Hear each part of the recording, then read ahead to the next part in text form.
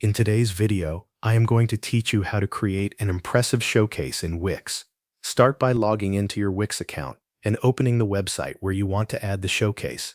Once you are inside the site editor, click Edit Site to begin making changes.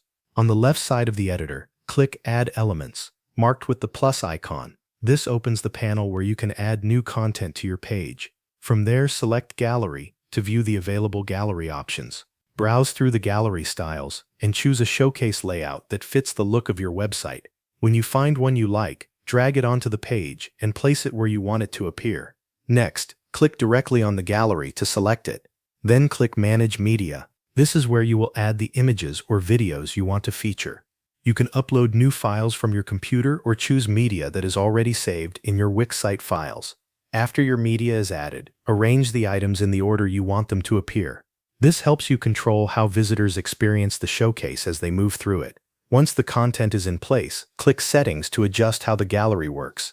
Here you can customize the layout, spacing, navigation, and other display options so the showcase matches your needs. Then open the Design settings. This is where you can change the appearance of the gallery. Depending on the style you selected, you may be able to update colors, borders, overlays, and animations. Use these options to make the showcase look polished and consistent with the rest of your site.